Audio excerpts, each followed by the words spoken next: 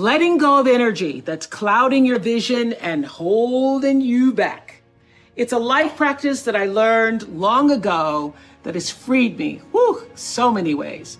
It's a fact that holding grudges against somebody who's done you wrong, or revisiting hurtful situations in your head over and over, only weighs you down and prevents you from being who you're meant to be right now, because you're still energetically holding on to the past. The energy that you put into constantly rewinding to the resentment. Why did they do that? Why did they say that to me? I didn't deserve to be treated that way. All of that only keeps you stuck. Expecting people to do what you would do in a situation only leads to your disappointment, not theirs. They're going on with their life. So let people be who they are, and either you accept it or you don't. Life is like a wave, and you ride it through the ups and downs, the steady times, and then you anchor yourself in the storms. A mistake is a life experience designed to move you in a different direction. And a mistake might be more important to your supreme destiny than even a triumph. Know that your life is way bigger than any one experience. So when those mistakes happen, you use them to guide you to the next right move. What mistake or mistakes have you made in your life that you need to, number one, forgive yourself for? And what mistakes turned out to be blessings in disguise? It's all about progress, not about perfection, because nobody's perfect. It's about progress. To me, successful is getting to the point where you are absolutely comfortable with yourself. And it does not matter how many things you have acquired.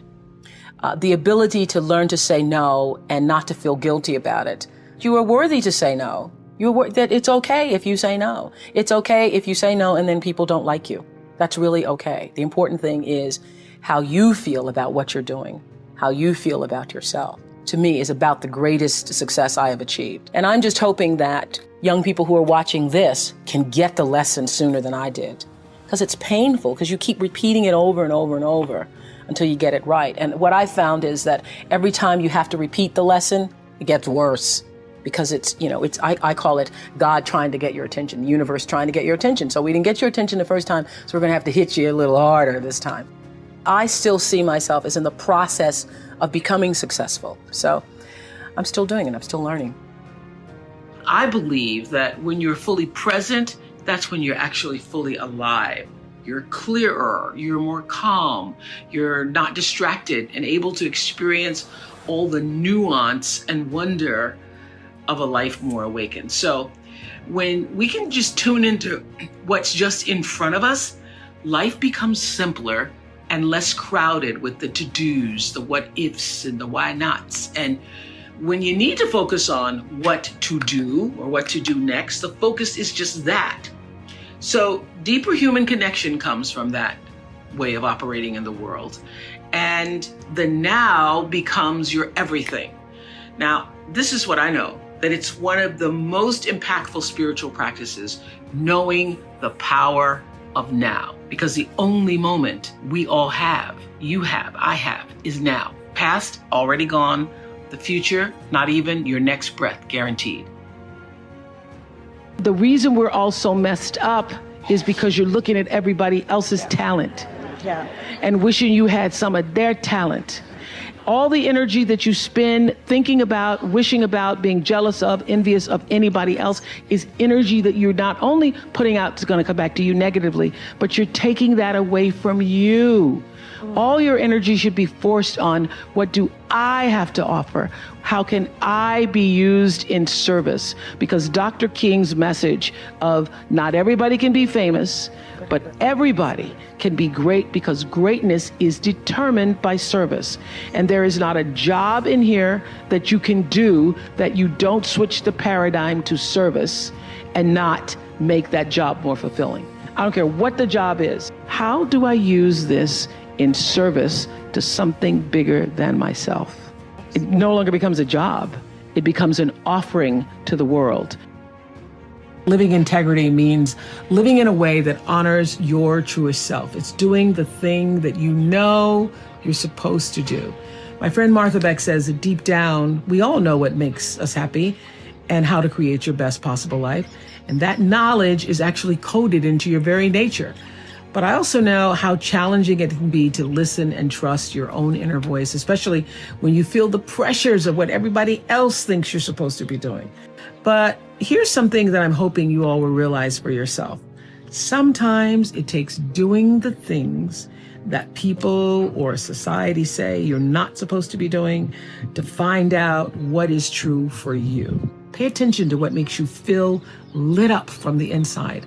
Examine any moments when your head saying one thing and your spirit is saying another. All those insights should fuel your decisions about how you move through the world right now. Nobody's journey is seamless or smooth. We all stumble, we all have setbacks. If things go wrong, you hit a dead end, as you will. It's just life's way of saying, time to change course. So ask every failure. This is what I do.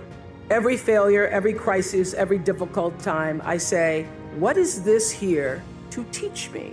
And as soon as you get the lesson, you get to move on.